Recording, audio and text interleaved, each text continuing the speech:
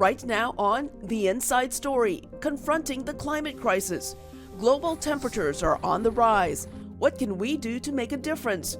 What are the potential consequences of inaction? Join us on The Inside Story for an in-depth look at the climate crisis and the solutions that are being proposed.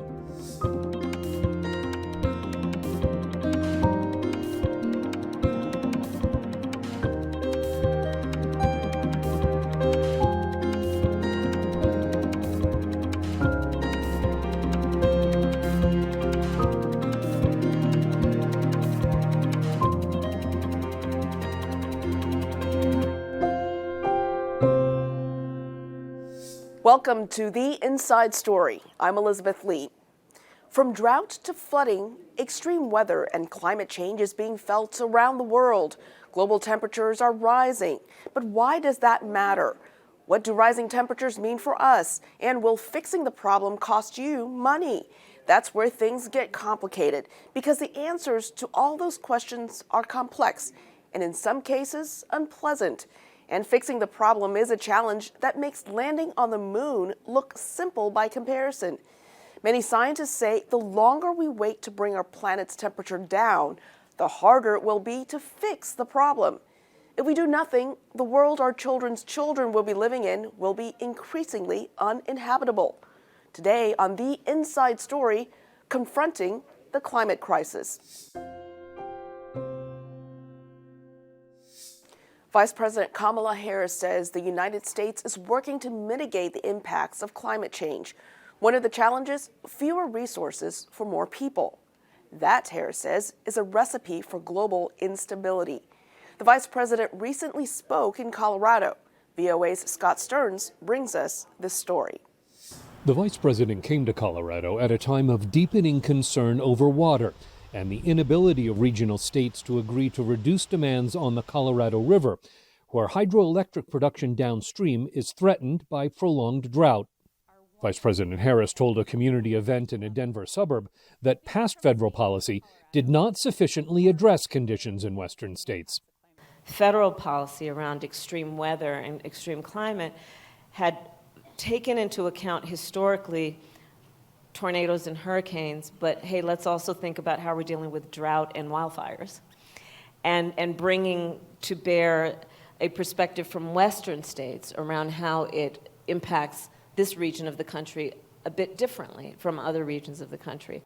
She credited the impact of local action by state governors, including Colorado's Jared Polis.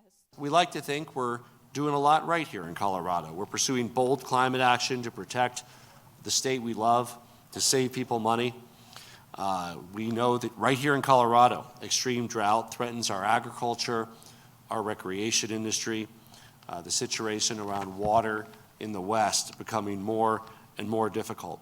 Vice President Harris also said she's traveling to Africa later this month to focus on climate resilience and adaptation. If a community or a particular geographic location is experiencing extreme drought over years and years, they cannot grow food. They will then leave that place to go somewhere where they can grow food. And they may go to a place that speaks a different language and prays to a different God, which invariably will lead to some degree of conflict. Fighting climate change has been a top priority for the administration, with legislation last year that expands wind and solar power, with the goal of reducing U.S. dependence on oil, coal, and natural gas. Scott Stearns, VOA News, Arvada, Colorado. Earlier this year, the state of California experienced a 3-week period where major rainstorms caused widespread flooding, resulting in the death of 20 people. This follows years of drought that helped fuel devastating wildfires. VOA's Steve Baragona reports on these climate extremes. California has gone from one climate extreme to the other. Storm after storm has left parts of the state with major flooding and record snowfall. The severe weather follows years of drought that helped fuel devastating wildfires. Around the world, dry extremes are becoming drier and wet extremes wetter as a result of climate change. Rainstorms are becoming more intense in California and around the world, says University of California Davis hydrologist Helen Dahlke. As we are warming the atmosphere on Earth, we are giving that atmosphere a greater capacity to absorb more water vapor, and eventually that water vapor will fall as precipitation somewhere. Flooding has not been Californians' main concern recently. Drought has.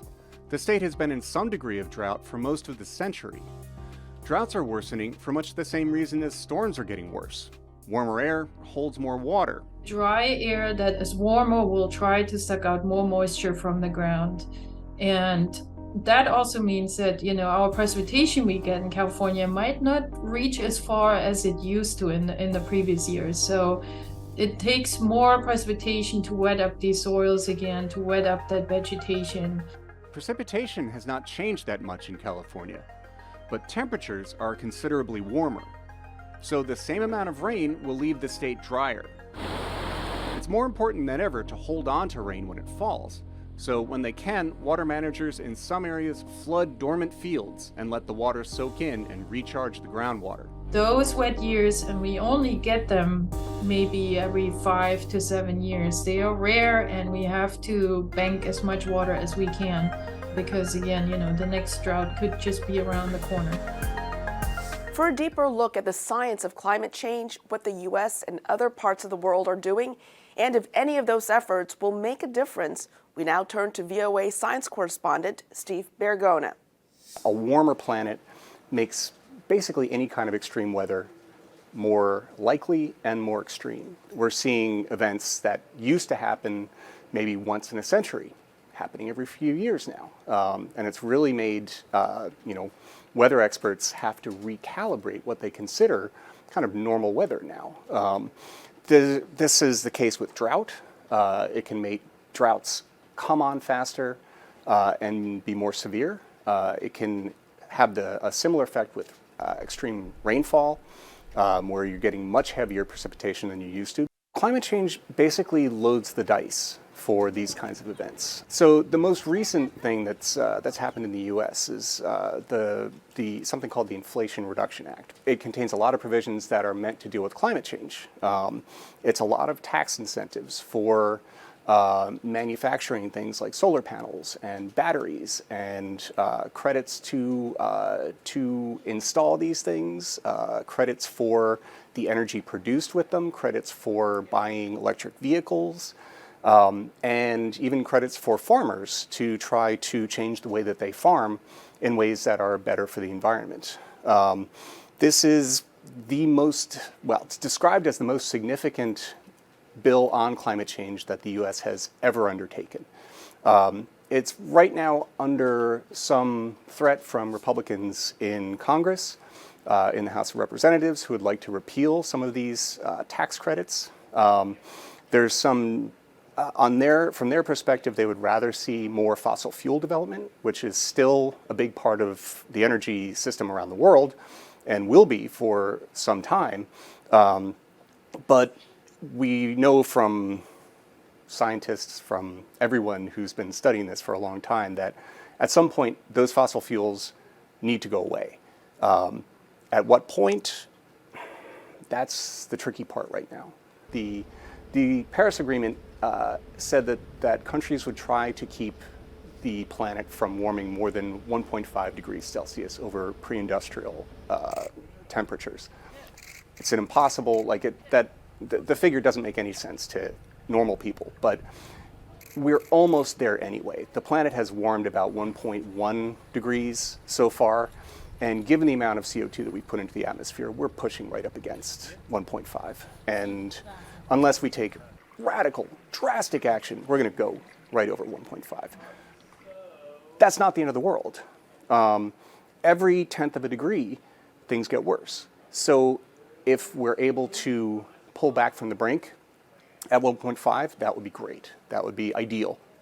Looking less and less likely, let's shoot for 1.6. Let's try 1.7. Let's try 1.8.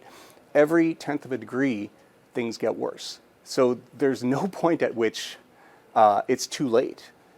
Something needs to be done, and the sooner it gets done, the less the damage will be. For nearly a decade, fruit growers here in the United States and around the world have witnessed the negative impact climate change is having on their crops. Warmer winters and colder springs mean damaged produce, raising concerns about how the industry will survive. VOA's Steve Baragona has a story from Berryville, Virginia, on how farmers are learning to adapt to climate change. It looks like we have maybe 5 to 10% damage in here. Fruit grower Bill McIntosh checks his peach trees for frost damage after another cold night. It's late March in Berryville, Virginia, about 120 kilometers west of Washington. Frost is not unusual. What was unusual was February. It was Virginia's warmest on record. The peach trees started blooming early. This year we're probably every bit of 3 weeks ahead of what a normal season should be. And we're probably a week, if not 10 days ahead of what last year was, which was very early. McIntosh says these early warm spells are happening more often. The climate that we've experienced over the last probably 10 years has been warmer winters, earlier bloom, and which puts us in a situation for a lot of loss. When temperatures dipped, he says the plums fared worse than the peaches. This is really just a complete wipeout, just completely fried. This is dead. Virginia Tech professor Sharif says frost damage is increasing, even as temperatures are warming from climate change. The reason is not because we have more frost today than before. The reason is the shift in flowering. He says late winter warmth lures trees out of dormancy and into flowering too early. And once the tree is in the bloom state or the flowering state, they become far more sensitive to any low temperatures and cold and freeze damage. It might be Virginia this year. It was France last year. Cornell University professor Jason Londo says early blooms are happening more often across the temperate regions, causing problems for all kinds of fruit growers. So if this happens once every 10 years, it's sort of part of the risk of the job. If it's happening every 3 to 5 years, that begins to reduce the viability of that industry over time. Farmers are adapting. McIntosh invested tens of thousands of dollars in frost-fighting heaters and fans. He says it's worth the cost, but it's not for everyone. Whether it's frost, heat, droughts, or floods, climate change is forcing farmers everywhere to adapt. But there are limits, Londo says. You can do all sorts of things to try to reduce climate impacts, and we will have to do those. At some point, the economy won't play out, and that production will have to move. On a changing planet, many farmers will have to change what, where, or how they grow. Steve Baragona, VOA News, Berryville, Virginia. One of the first things to understand about climate change is the difference between a more long-term behavior and the daily weather outside your door, which can change minute by minute. To explain the difference in more detail, we talked to meteorologist Matthew Capucci. So I think one key thing to remember is that with climate change, it's not whether or not this event would or would not have happened without climate change. It's how climate change is influencing an already existing event. So there are two main shifts I'm seeing with the atmosphere. Number one, we tend to get stuck in the same weather patterns for longer. And the reason for that comes down to how the jet stream behaves. Essentially, the jet stream is that river of winds in the upper atmosphere that distributes heat between the equators and the poles. Now, the poles are warming a lot more quickly than the equator, so the jet stream goes farther north and farther south and becomes much wavier to do that same job of distributing heat, which in the process means it moves left to right or west to east a little more slowly. So we get stuck in weather patterns for longer. Number two, obviously across the board, we're kind of skewed HUD a little bit. But my bigger concern comes down to rainfall and precipitation extremes. For every degree Celsius, the air temperature increases, it can hold about 7% more water in the air. When there's moisture available, that means much heavier downpours, higher rainfall rates, and a greater propensity for flooding. When moisture isn't available, that means the air obviously is warmer. It desiccates the landscape, sucks moisture out of the ground. That causes drought. That dry air can heat up even more, and you self-reinforce that process. So again, it's ultimately down to rainfall and precipitation extremes, including snow, more heat extremes, and more weather patterns that become stuck, so to speak. How do we know that what is causing this? Because most people say that this is caused by carbon emissions. Others say it may be kind of just the normal cycle of the Earth. How do scientists know the reason behind this? Most definitely. So the climate has always changed, the climate will always change, and a large percentage of that is natural. What we're seeing now is a greater rate at which the climate is changing for ways that are linked to human-induced climate change thanks to human emissions. We know, based on the atmosphere's composition, how much moisture, how much heat it should hold. So when we pump stuff into the atmosphere, it's pretty easy for us to account for sort of how that's behaving and why it's behaving a certain way, especially if we know certain molecules are effective in helping to trap heat. So countries around the world have met on many times in various gatherings and summits. A lot of countries, especially the bigger polluters or emitters, have made pledges to cut down emissions. Have we seen that? And how quickly would we see the positive impacts of some of these actions? I liken these meetings with worldwide leaders to sort of the fancy schmancy banquets you see in Hollywood when a bunch of rich people all get together and pretend to care about an issue just to look good for the media. I think for the most part, we're not really seeing any meaningful change from large countries around the world that will have any actual difference on the conditions we face. The atmosphere is almost like a freight train. If you were to stop emissions altogether today, the climate would continue warming for a number of decades to come, thanks to that inertia, so to speak. You kind of have this freight train going. It takes a long time to pump the brakes on it. And so I don't think in our lifetimes, unless things drastically change, that we'll see any meaningful change in the way the climate is shifting ultimately and the changing weather conditions we'll face. And the other thing, too, that is rather difficult with this is that the biggest emitters of climate change and greenhouse gases are the developing countries who don't necessarily have the resources to invest in infrastructure systems that would allow them to take a different path because they're still getting their act together. For rather more developed nations around the globe, it would be easier for them to make these shifts. Whether or not it's economically feasible remains to be seen. A reason why hurricanes these days in the U.S. have been so devastating, it's because we've been building our cities along the coast. So is it adaptation, rethinking how we plan our cities, and where people live? If you can talk more of that as kind of the takeaway. If somebody's house is on stilts, they're too close to the water to begin with. If they live in a floodplain, they should not live there. And so we have to be smart about where we're designing cities. If we're putting a city in the middle of a desert and pumping in water from hundreds of kilometers away, that's probably not smart infrastructure too. So we not only have to build responsibly for today, but we have to plan for what tomorrow will hold in terms of the climate, in terms of population booms and things of that nature. Climate scientists agree it's hard to say global warming caused a specific weather event, but they have plenty of proof showing an increase in weather extremes, including precipitation, drought, and forest fires. Tornado deaths in the United States have nearly tripled this year compared to all of 2022. And the scary part for Americans living in tornado-prone areas is that twister season just started late last month. VOA's Arash Arabasadi has this story of the deadly storms destroying everything in their path. Cell phone video captures an incoming tornado, one of at least 100 estimated to have hit the United States over just one weekend in March. Tornadoes account for about 60 deaths so far this year, nearly 3 times higher than all of last year, and peak tornado season is only now underway. The twisters tearing through America's South were among 17 such deadly storms in 2023. Tornadoes obliterated much of Rolling Fork, Mississippi. The town of roughly 2,000 is home to a mostly black population where about 1 in 5 residents lives below the federal poverty line. 1/3 of the population here lives in mobile homes, ill-equipped to withstand the brute force of a tornado. The National Weather Service says more than half of all tornado-related fatalities happen in mobile homes. I have seen better days, but this is the worst I have ever. This is devastating.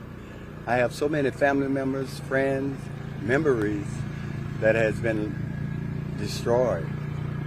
That typical disaster, devastating. Friends lost, damage. It is heartbreaking. The Weather Service adds that just an EF1 tornado with speeds up to 177 kilometers per hour is enough to flatten a mobile home. The tornado that tore through Rolling Fork registered as an EF4 with potential wind speeds north of 320 kilometers per hour.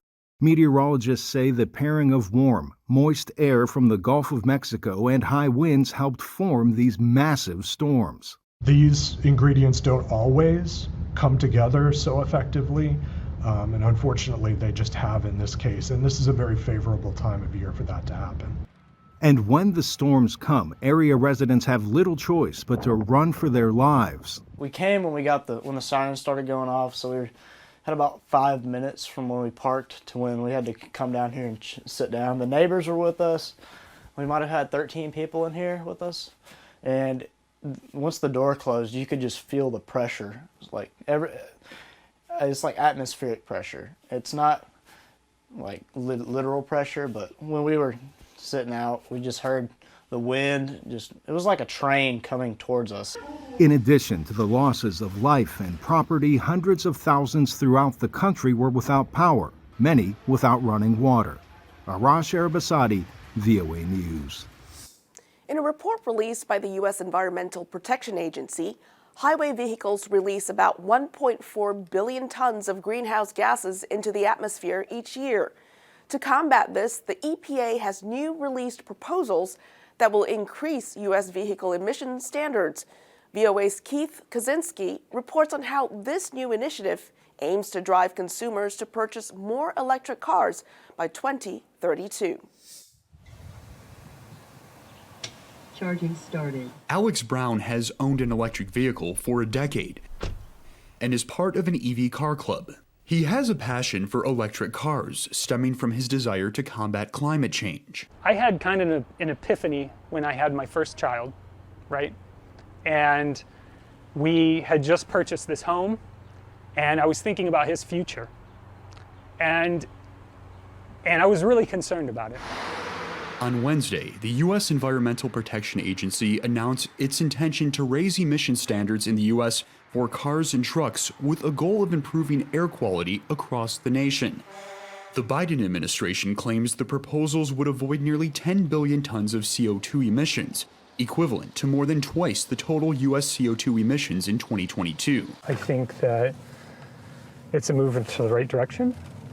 I think it's kind of a shame we haven't done more. The EPA projects that EVs could account for 67% of new light-duty vehicle sales in the U.S. by 2032. Presently, the number sits at around 7%. It's ambitious. At the same time, we need these sorts of big, bold, ambitious moves in order to be able to address the potential crisis of climate change. In the EU countries as well as China, EV sales account for over 20% of auto sales, according to the firm Counterpoint Research and European Commission. Globally, it is happening. Everywhere it's happening, all the countries. It's not that it's just happening in US. If you resist the change, others will take benefit of that. The Biden administration touts Americans will save over $1 trillion at the pump, should the proposal be adopted. While there is optimism, there are looming concerns. There's some uncertainty about how the industry is going to react. Are consumers going to want to buy these cars? Are the prices going to come down sufficiently? Are the minerals that go into the batteries that required for electric vehicles, are those going to be available? Are the charging stations going to be built in sufficient numbers? Experts also say the auto industry must adapt to the new changes and shifts in labor.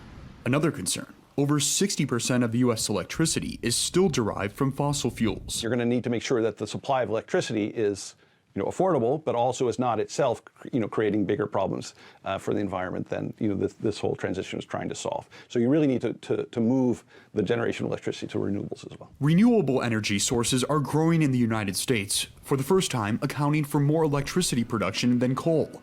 Brown believes the only direction is to move forward with EVs. I really think we're going to look back on these old gas cars and say, wow, that was smelly. How did people deal with all that air pollution back then? The proposed new EPA greenhouse gas emission standards must undergo a public hearing before becoming official.